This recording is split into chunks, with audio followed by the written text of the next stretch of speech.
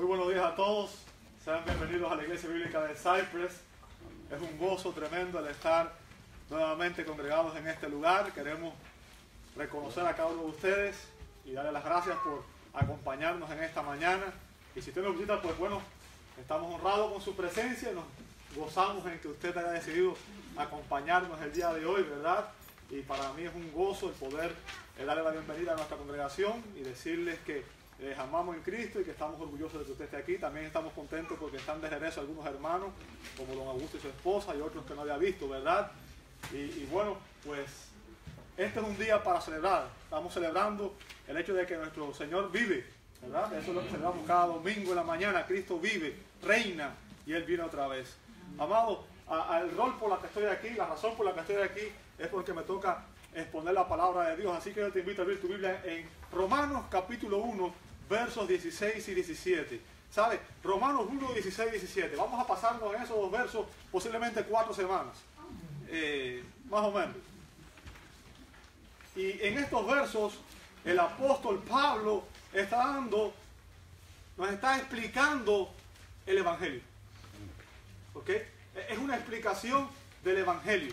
Así que creo que merece la pena que invirtamos todo el tiempo en entender este precioso pasaje, porque la enseñanza que tiene es radical, es definitiva, es súper importante para la iglesia. Sin ese mensaje no hay iglesia. Amén. Puede haber gente congregada, pero una iglesia es una iglesia porque en ella el Evangelio es central, Cristo es central y Dios reina. Sin eso somos un grupo de gente reunida, somos un compañerismo, pero no somos iglesia. El Evangelio es el centro de la iglesia.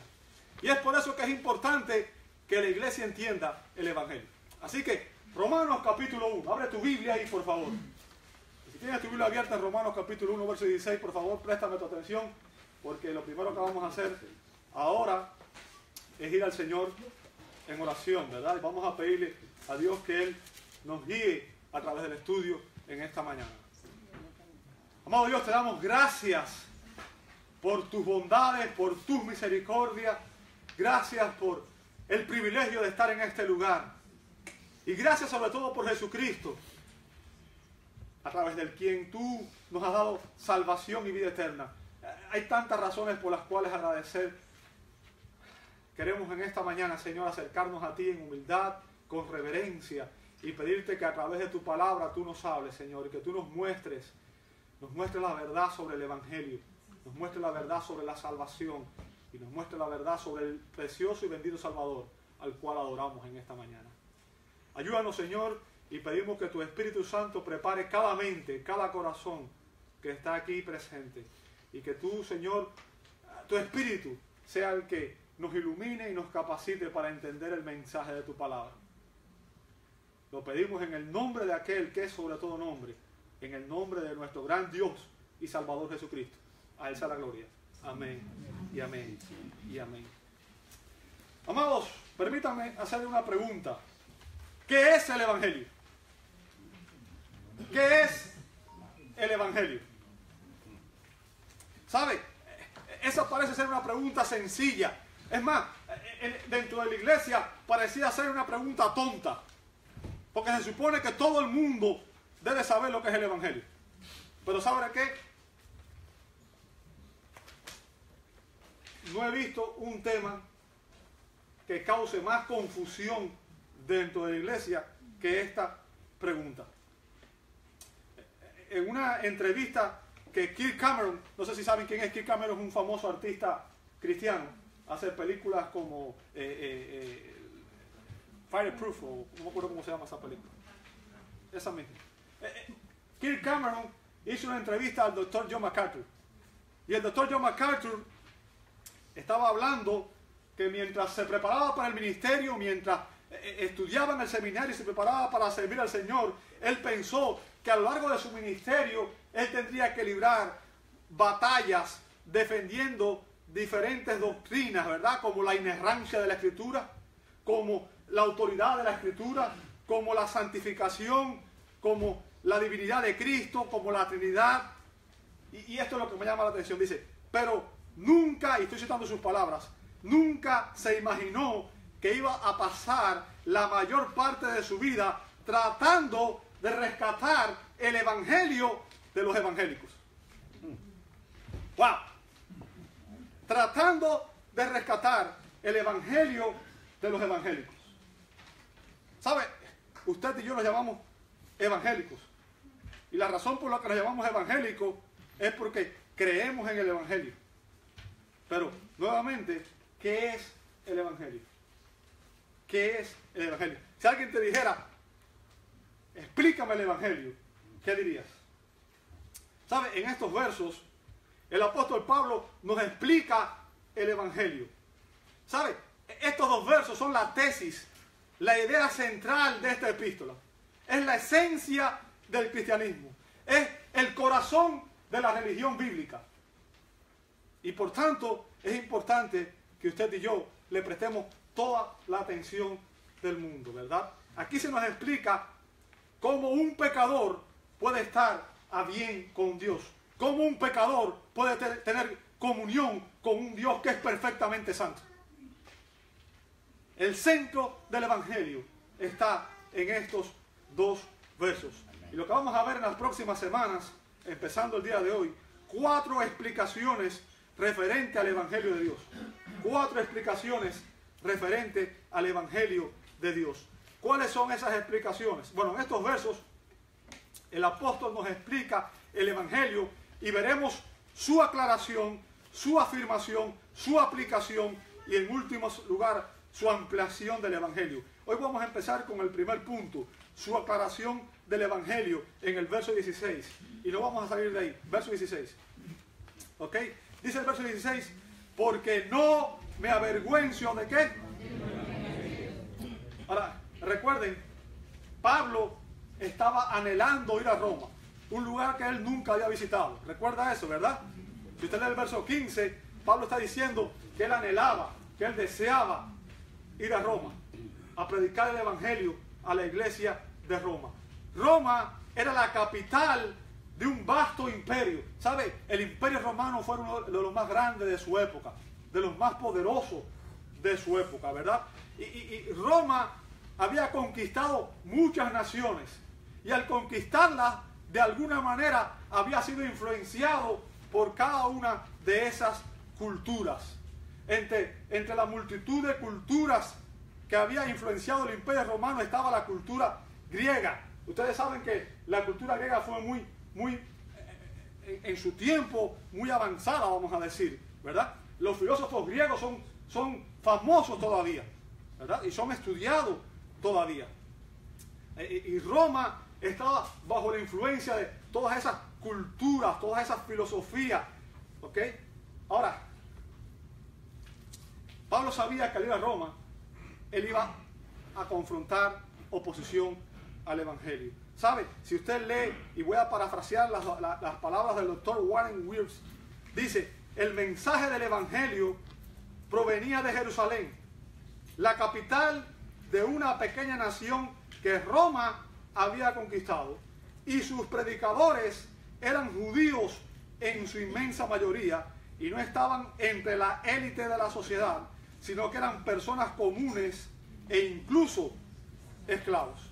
¿Qué significa? Imagínense el país más poderoso del mundo, la nación más poderosa del mundo, que había estado bajo influencia de la cultura más civilizada de su tiempo, de repente siendo invadida por una nueva filosofía supuestamente para ellos que no conocían, una doctrina diferente que provenía de una nación que ellos habían conquistado y que la mayoría de los predicadores eran simples esclavos. ¿Cómo tú crees que reaccionarían aquella gente? ¿Verdad? ¿Sabe? Pablo conocía Roma, a pesar de que no había estado allí. Pablo conocía que el paganismo era algo que estaba rampante en Roma. Roma era obviamente un lugar donde existía el politeísmo, y para los que no saben, politeísmo significa creían en múltiples dioses, en varios dioses, y incluso tenían un culto en el cual se adoraba al emperador. ¿Sabe? Esa fue una razón por la que muchos cristianos fueron ejecutados, porque exigían en Roma que se dijera que el emperador es el Señor en vez de Cristo. Y por eso muchos cristianos fueron crucificados, ¿verdad? Y el apóstol Pablo comienza aquí usando una figura retórica, una figura de lenguaje llamada litotes, que consiste en afirmar algo negando lo contrario. O sea, fíjense que él dice, porque no me avergüenzo del evangelio, ¿verdad?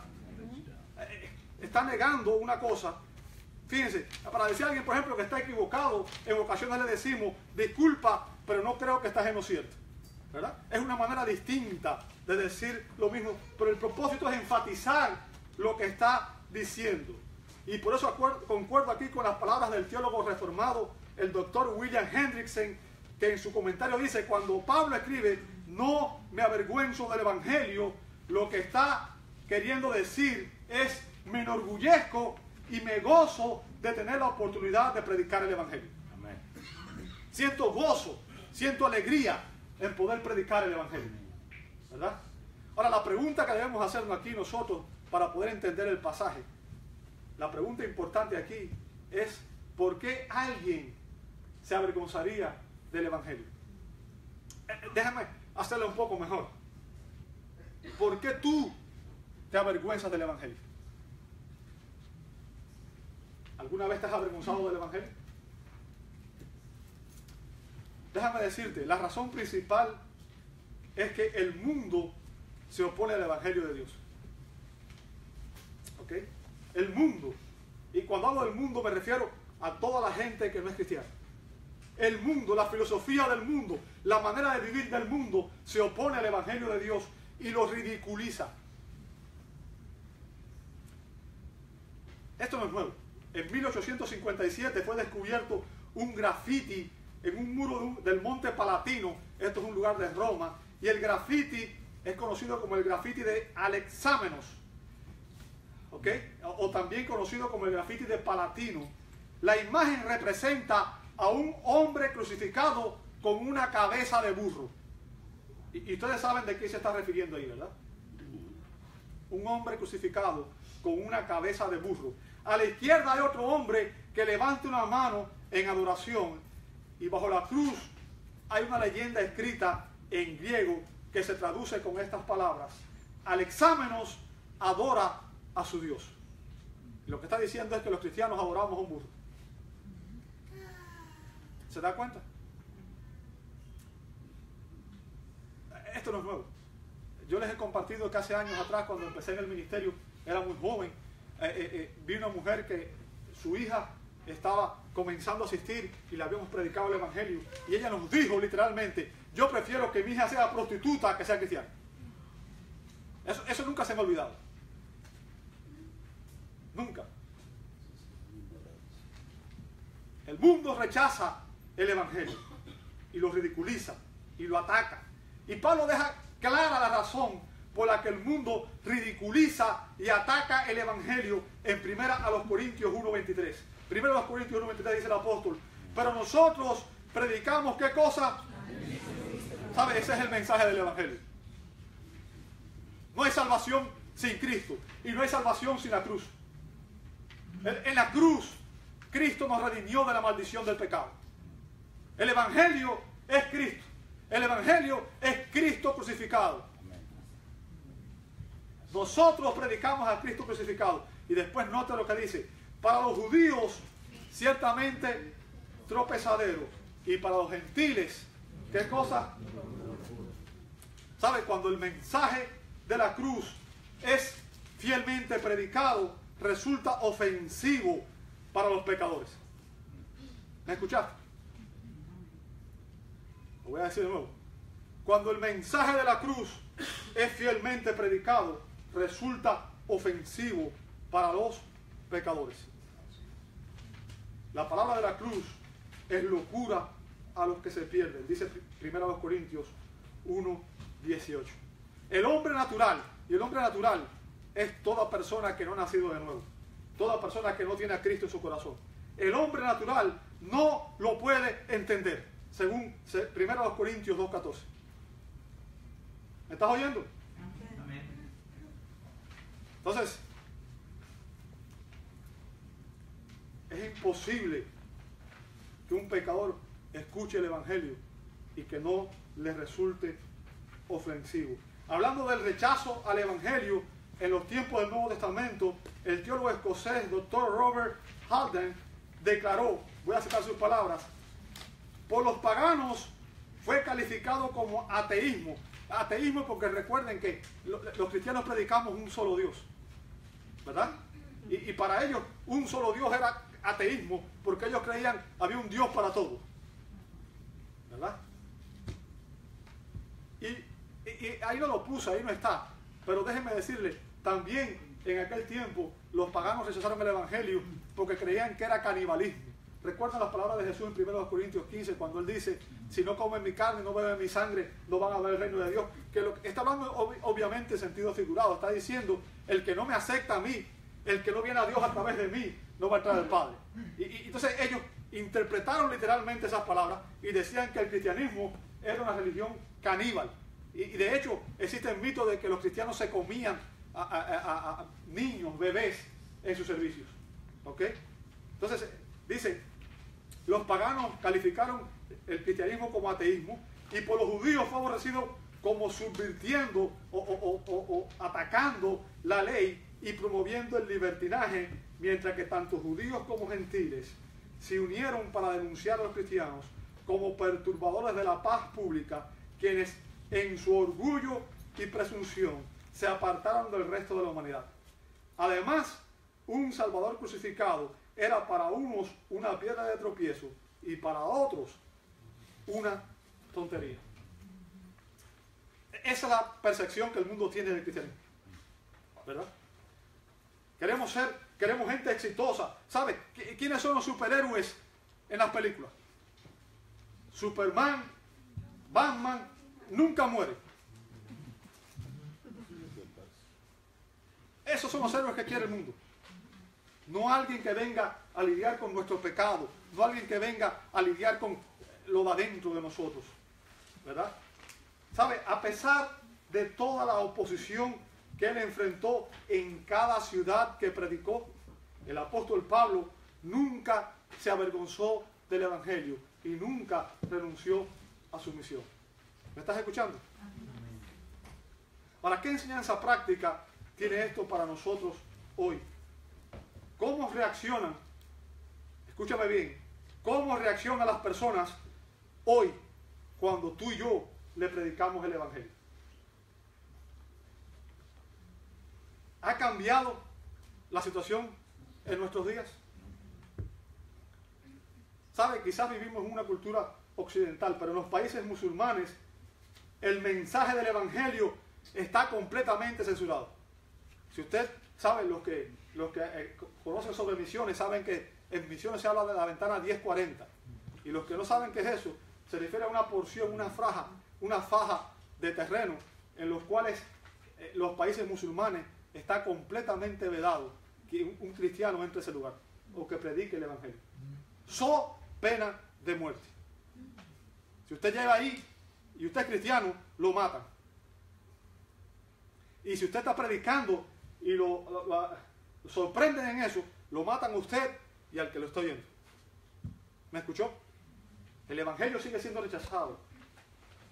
Y aunque la sociedad occidental, y la sociedad occidental es la sociedad donde nosotros vivimos, ¿verdad?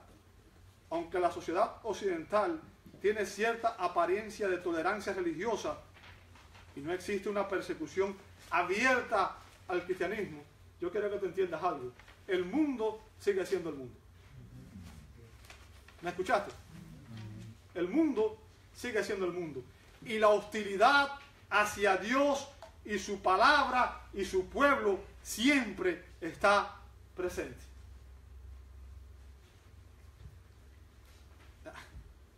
Es por eso que existen predicadores que son famosos y que llaman la atención, como Joel Osteen. Pero ¿saben lo que han hecho? Han degradado el Evangelio. Lo que se predica hoy en la mayoría de las iglesias no es Evangelio. ¿Recuerda usted la advertencia de Jesús a sus discípulos en Juan capítulo 15, versos 18 y 20? Jesús dijo: si el mundo, ¿qué cosa? Los ama. ¿Qué dice? Si el mundo los aborrece, sabed que a mí me ha aborrecido antes que a vosotros. Eso está diciendo Jesús. Yo quiero que usted entienda eso. El mundo no ama a los cristianos. El mundo aborrece a los cristianos. ¿Me está escuchando? Y en el verso 20 dice, acordaos de la palabra que yo os he dicho. El siervo no es mayor que su Señor. En otras palabras, ¿crees tú que tú eres mayor que Cristo? ¿O mejor que Él? Y después, ¿qué dice? Si a mí me han perseguido, ¿qué cosa?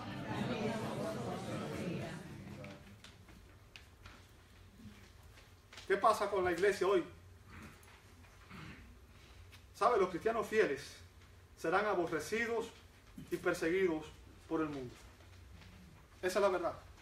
Los cristianos fieles serán aborrecidos y perseguidos por el mundo. El mismo apóstol Pablo nos hizo esta advertencia en 2 Timoteo capítulo 3, verso 12. Dice, y también todos los que quieran vivir, ¿cómo? ¿Sabe lo que es vivir piadosamente? Es vivir de acuerdo a lo que Dios espera de ti y de mí. Es vivir honrando a Dios. ¿Ok? Todos los que quieren vivir piadosamente en Cristo Jesús van a disfrutar.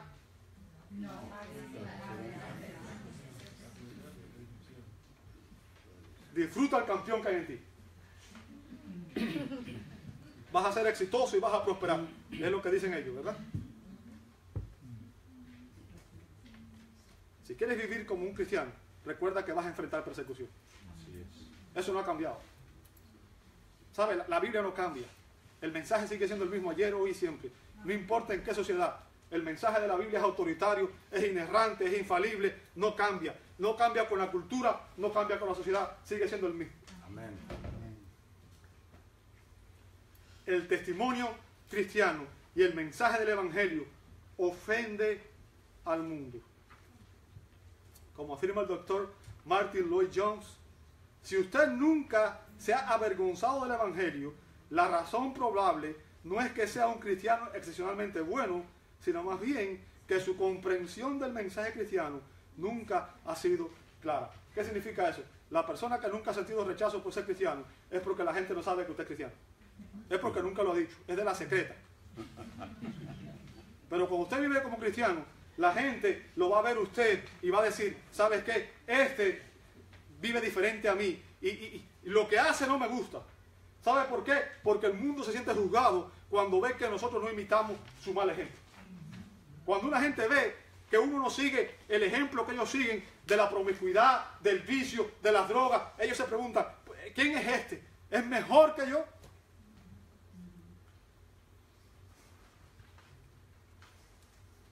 Cuando un cristiano vive y predica fielmente el Evangelio, va a enfrentar oposición. Y cuando se nos ataca, encarcela y ridiculiza, la verdad es que humanamente todos podemos llegar a sentirnos avergonzados y temerosos. ¿Sí o no?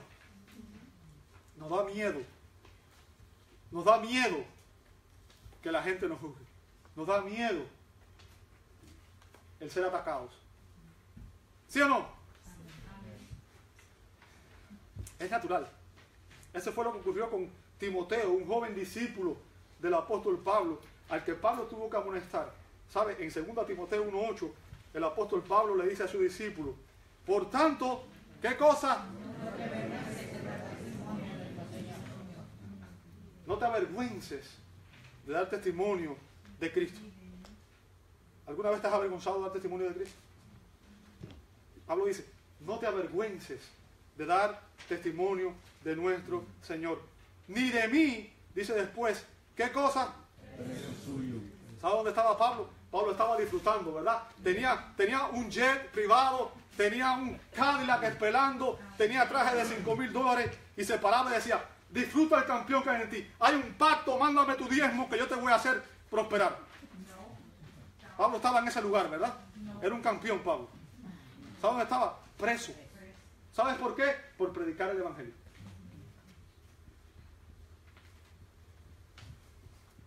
Ni de mí, preso suyo, sino participa, fíjense lo que dice después, de las bendiciones del Evangelio. Que nos gustan las bendiciones, pero no nos gustan las aflicciones. ¿Verdad? Ahora, yo quiero que tú entiendas una cosa. no vas a tener corona si no vas por la cruz. No hay corona sin cruz. No hay victoria sin batalla. No hay triunfo. ¿Me estás escuchando? Amén. Si tú piensas que vas a llegar al cielo de ping-pong, ser cristiano implica que tú entregas tu corazón, tu vida a Cristo. Amén. Hoy. Ni de mí preso suyo, sino le dice a un joven pastor, participa de las aflicciones por el Evangelio según el poder de Dios. Un cristiano va a enfrentar aflicciones por el Evangelio. Esa es la experiencia de todo cristiano fiel. Y si usted no ha enfrentado aflicciones por el Evangelio, es porque no está siendo fiel. Y tu testimonio no es bueno. ¿Sabe? Una de las razones también por las que nos avergonzamos es porque hay pecado. Cuando hay pecado, obviamente nos da vergüenza que la gente sepa que somos cristianos. Debido a su fiel testimonio y a su fidelidad en predicar el Evangelio, el apóstol Pablo había sido encarcelado. Y Timoteo, al ver que su mentor, que su padre espiritual, y ver la posición al Evangelio y que Pablo estaba preso, comenzó a sentir temor en predicar. Se acobardó, dicho en buen cubano. ¿Sabe? El mensaje del Evangelio sigue siendo impopular y sigue siendo rechazado por el mundo. Eso no ha cambiado. Es lo mismo. ¿Cuántas veces usted y yo hemos tenido la oportunidad de predicarle el Evangelio a personas a nuestro alrededor y no lo hemos hecho? ¿Cuántas personas a su alrededor? ¿Cuántas personas en su trabajo? ¿Cuántas personas en su familia están sin Cristo? Y usted simplemente no les predica porque tiene temor o vergüenza. ¿Cuántas veces usted y yo nos hemos sentido intimidados o avergonzados? ¿Por qué nos sentimos de esa manera? ¿Sabe? La razón principal es que nosotros sabemos que el mundo sigue rechazando el Evangelio. Porque el Evangelio expone nuestro pecado y demanda que los pecadores nos arrepintamos, renunciemos al pecado y nos sometamos a Dios. ¿Me escuchaste? Los pecadores no quieren renunciar al pecado.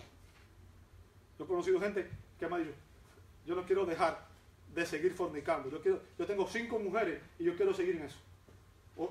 Yo no quiero dejar las drogas. Así mismo. No quieren abandonar, no quieren renunciar a su pecado. Escúchame bien, toda presentación del Evangelio debe incluir una explicación de nuestra condición pecaminosa. ¿Me estás oyendo? La persona tiene que entender que es un pecador. Y tiene que entender la consecuencia del pecado. Tiene que entender que el pecado trae castigo, trae juicio y condenación eterna. Toda presentación del Evangelio tiene que exponer el hecho de que la persona es pecadora. Romanos 3:23 dice, por cuanto todos pecaron, están destituidos de la presencia de Dios. Hay personas que tú le vas a predicar y te dicen, yo soy bueno. Yo ayudo a todo el mundo, yo le doy. Tú eres bueno según el estándar humano. Pero la Biblia dice que tú tienes que ser perfecto. ¿Quién es perfecto? Toda persona debe ser confirmada por la ley de Dios que nos condena. Gálatas 3:24 dice que la ley nos lleva a Cristo, la gracia. ¿Sabe? La gente tiene que entender que Dios es el que ha establecido el estándar de justicia por el cual vamos a ser juzgados. Tú no vas a ser juzgado por un hombre, tú vas a ser juzgado por Dios. Está establecido que todos los hombres mueran una sola vez y después de esto el juicio. Y a quien vas a tener que darle cuenta no es a mí, no es al diácono de la iglesia, no es al anciano de la iglesia, al que vas a tener que dar cuenta es a Dios. ¿Sabes qué? Y Salmo 139 dice que donde quiera que tú estás, Dios te ve. El estándar de justicia por el cual tenemos que ser juzgados es la ley de Dios. ¿Sabes que la ley de Dios fue dada para demostrar que somos pecadores? Y la ley de Dios demuestra el carácter de Dios, la justicia de Dios, la santidad de Dios, la perfección de Dios. Y es por eso que esa ley nos confronta, porque al ver nuestra condición pecaminosa y ver la santidad de Dios, nos damos cuenta de que ninguno de nosotros merece el cielo. Amén. Y que si lo alcanzamos es por su gracia. Porque la ley nos lleva a la gracia. Y una presentación del Evangelio tiene que confrontar al pecador con su pecado, pero tiene que llevar también a las personas a la gracia que hay en Cristo Jesús. ¿Okay? Tiene que llevar también a la persona a entender que en Cristo hay vida eterna. Tiene que llevar a esa persona a confrontarlo y a pedirle que examine su vida ante la ley de Dios y llamarlo al arrepentimiento y a la fe en Cristo, a la gracia de Cristo, a la gracia de Dios que nos exonera y nos reconcilia, como dice Romanos 6:23, la paga del pecado es muerte, mas la dádiva de Dios es vida eterna en Cristo Jesús, Señor. Bueno, yo quiero que te entienda, cada pecador, cuando usted presenta el Evangelio, escúcheme muy bien, los pecadores necesitan entender que están perdidos y que necesitan ser rescatados. Ese es el mensaje de la Escritura. Este es el plan de salvación, le llaman algunos. Es el mensaje de rescate, ¿verdad? Ahora, la razón por la que los pecadores están perdidos, la razón o la condición por la cual ellos están ahí es su pecado. El pecado trae muerte y condenación. Y Dios llama a los pecadores a la fe y al arrepentimiento. ¿Sabe eso? ¿Sabe? La iglesia hoy ha cambiado el mensaje del Evangelio para hacerlo más aceptable a la gente. Y no se quiere predicar el Evangelio de la manera que es. De hecho, mucha gente dice que el arrepentimiento es añadir obras al mensaje. Sin embargo, el mensaje de la Biblia es diferente. Debemos llamar a los pecadores al arrepentimiento. Ahora, ¿cómo yo sé esto? Es muy sencillo. Yo no voy a buscar el manual que inventó el pastor. Yo voy a la Biblia. Y si usted va a la Biblia, se va a dar cuenta, por ejemplo, vamos atrás. Juan el Bautista, en Mateo 3, 1 y 2 dice, en aquellos días vino Juan el Bautista predicando en el desierto de Judea y diciendo, ¿qué cosa? Porque el reino de los cielos se ha acercado. ¿Bien? Ahora vamos al próximo. Vamos a ver cómo predicó Jesús. Mateo 4, 17. Desde entonces comenzó Jesús a predicar y a decir, ¿qué cosa? Hay una palabra clave ahí, ¿verdad? ¿Cuál es? Arrepentidos. ¿Lo ve ahí? Ahora, ¿cómo predicó Pedro? Hechos 3:19. Así que, ¿qué cosa? Para que sean borrados vuestros pecados, para que vengan de la presencia del Señor tiempos de refrigerio. ¿Va viendo ahí? ¿Sabe? Hay alguna gente, sobre todo en el movimiento dispensacional, que dicen que eso era solamente para los judíos, porque los judíos conocían el Antiguo Testamento, y que el llamado arrepentimiento solo fue para los judíos, que eso sería añadirle obras a la salvación. Hay movimiento dentro del movimiento dispensacionalista, hay un movimiento conocido como Gracia Libre, que comenzó con Saint Hodge, algo así. Y dice esto, ¿verdad? Sin embargo, ¿qué fue lo que predicó Pablo? ¿Sabe? Pablo fue el apóstol a los gentiles. ¿Sabe eso, verdad? O sea, él fue el que llevó el evangelio a las naciones gentiles, a los que no eran judíos. Y vea conmigo en Hechos 17:30, dice, pero Dios, habiendo pasado por alto los tiempos de esta ignorancia, ahora manda a los judíos, a todos los hombres, en todo lugar. ¿Qué significa eso? No hay límite de lugar, no hay límite de etnia, no hay límite de... ¿Comprende eso? Esto es para todos los hombres en todo lugar. ¿Y eso incluye a quién? A todo el mundo. A usted y a mí. ¿Comprende eso? Ahora, Dios manda a todos los hombres en todo lugar, ¿a qué cosa? A que se arrepientan. ¿Ok? ¿Sabe? Si una persona no entiende lo que es pecado, no entiende el evangelio. ¿Sabe que nosotros hablamos del pecado y para nosotros pecado? De hecho la palabra se usa tan fácilmente que hablamos del pecado y no entendemos. Fue el pecado el que hizo que Cristo fuera a una cruz a morir. El pecado causó la muerte del Cordero de Dios, el Hijo de Dios, el varón perfecto. Para nosotros el pecado es como si nada, pero a Dios le costó la sangre de su propio Hijo. no crea que Dios va a tener por inocente al culpable. Dice la Escritura, horrenda cosa es caer en manos de Dios vivo. ¡Ay del que pisotee la sangre del Cordero! No estamos jugando aquí.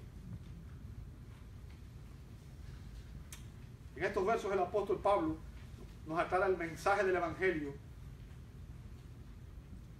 y enfatiza nuestra condición pecaminosa y sus consecuencias, y que un mensaje del Evangelio debe incluir un llamado a la fe y al arrepentimiento con una oferta de salvación basada única y exclusivamente en la gracia de Dios.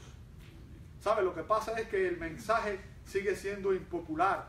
El mensaje sigue ahuyentando a los pecadores. Y es por eso que muchas iglesias entre comillas, han decidido cambiar el mensaje.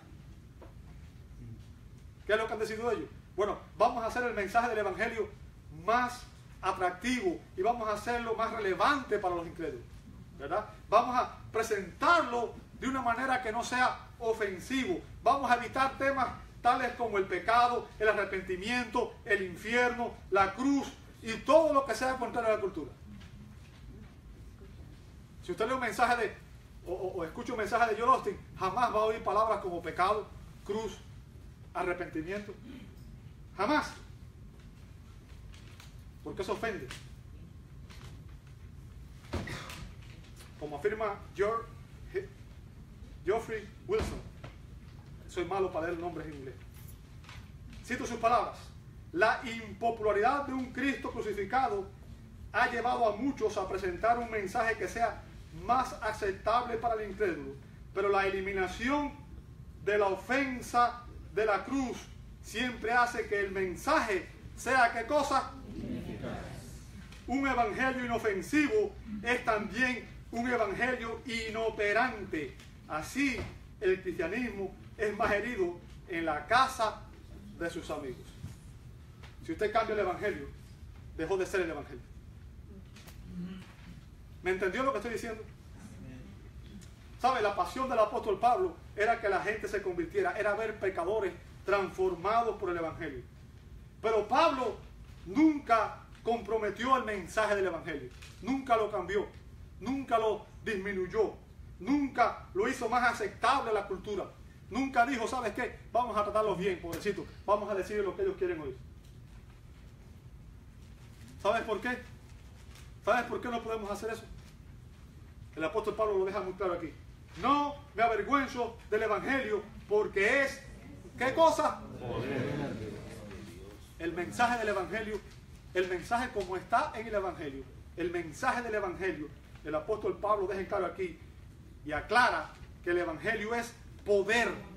¿Sabe? El término que usa ahí en griego es dunamis, de donde viene nuestra palabra en español dinamita. ¿Ha visto el poder de la dinamita? ¿Verdad? Y significa poder, poder en acción. Y lo que Pablo está diciendo aquí, Pablo sabía que el evangelio de Dios es el único, escúcheme bien, el único poder disponible que puede cambiar la vida de los pecadores por la eternidad. Amén. Como afirma el teólogo reformado Charles Hodge, dos cosas entonces se afirman aquí del evangelio. Primero, que es poderoso, y segundo, que es de Dios. Es poderoso y es de Dios. Amén. ¿Ok? Sin embargo, la idea principal es la expresada por Besa. El evangelio es aquello en lo que Dios trabaja y lo hace eficaz para la salvación. Es decir, es eficaz para salvar. Así es. ¿Sabe? Cualquier otro mensaje te va a hacer a ti cualquier otra cosa, pero no cristiano. El punto de Pablo es que el evangelio de Dios, escúcheme bien, el evangelio de Dios lleva consigo la omnipotencia de Dios. Así es. ¿Me estás oyendo? Cuando tú predicas el evangelio como es, ese evangelio, esas palabras llevan consigo la omnipotencia, el poder soberano, el poder supremo de Dios. Y el profeta deja en claro que la palabra de Dios siempre produce frutos. y cumple sus propósitos. ¿Sabe? Un hombre puede cambiar su conducta, pero su naturaleza solamente Dios puede cambiarla. Solamente el poder de Dios puede vencer la naturaleza pecaminosa del hombre e impartirle vida espiritual. Si usted ve en Isaías 55, 10, 11 dice, porque como desciende de los cielos la lluvia y la nieve y no vuelve allá, sino que riega la tierra y la hace germinar y producir y da semilla al que siembra y pan al que come, dice el verso 11, así será, ¿qué cosa? Que sale de mi boca. No volverá a mí vacía, sino que hará lo que yo quiero y será prosperada en aquello para lo que la envié. ¿Sabe? La palabra de Dios siempre produce frutos. Fruto de justicia en aquellos que sí y que hay en mí. ¿Verdad? Eso fue lo que dijo el apóstol Pedro en 1 de Pedro 1:23. Que somos renacidos, fíjense, el nuevo nacimiento. ¿Ok? El nuevo nacimiento es la experiencia que tiene que tener una persona para entrar al reino de Dios. Recuerden Juan 3:3 cuando Jesús le dijo a Nicodemo, el que no nace de nuevo no puede ver el reino de Dios. Y para nacer de nuevo tiene que haber dos, un papá y una mamá. Así como la vida física requiere un papá y una mamá, que son los que te engendran y te hacen nacer, la vida espiritual requiere un papá y una mamá. El papá es el Espíritu Santo y la mamá es la palabra de Dios. Sin esos dos elementos no hay nuevo nacimiento. ¿Me escuchaste? No son tus palabras, no son las mías, no son mis argumentos, es la Escritura la que cambia vida. Es por eso que cuando tú predicas el Evangelio, tienes que asegurarte de que tú dices, la Escritura dice tal cosa.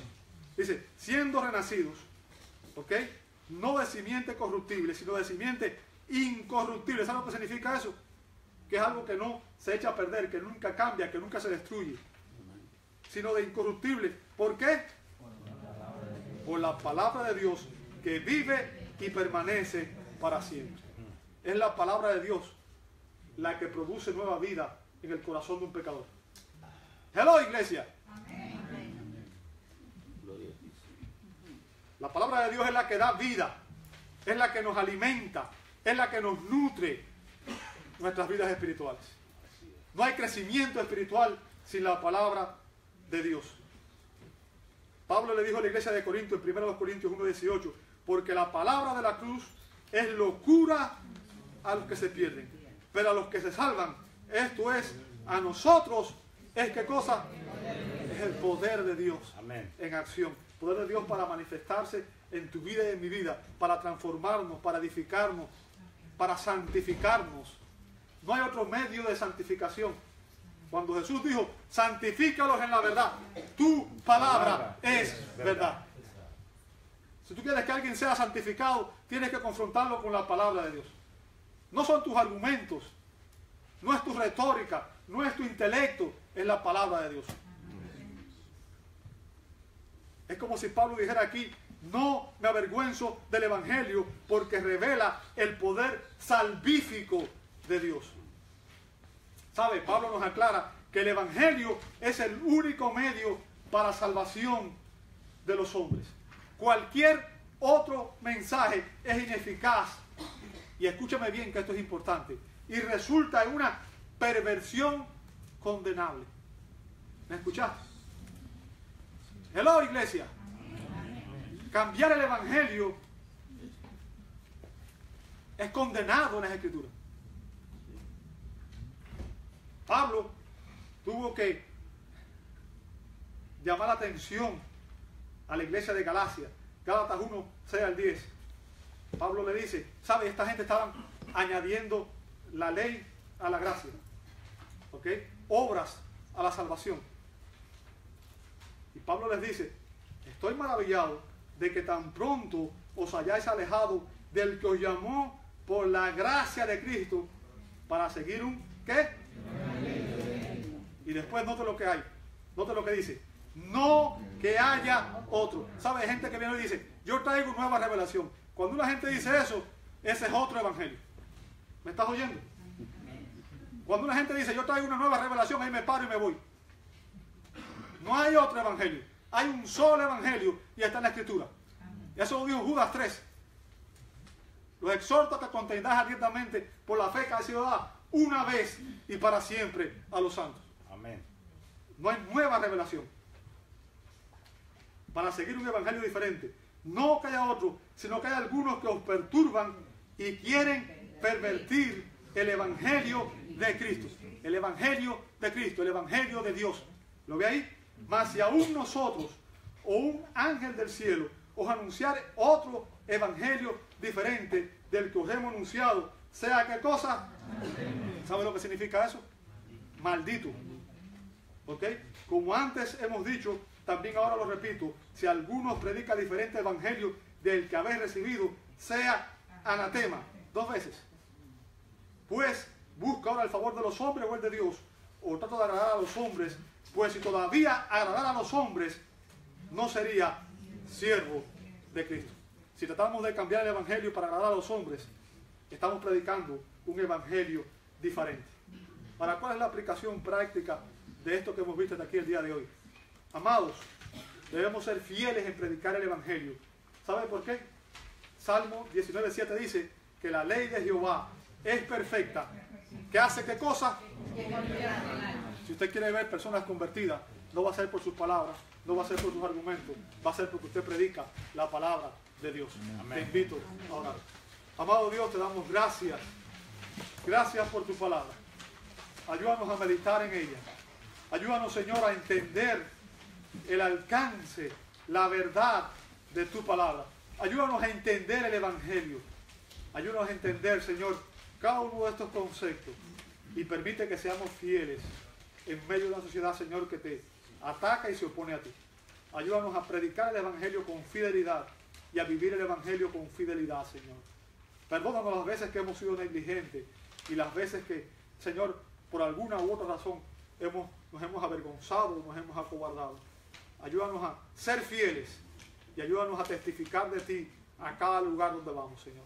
Lo pedimos en el nombre de Jesús. Amén. Y amén.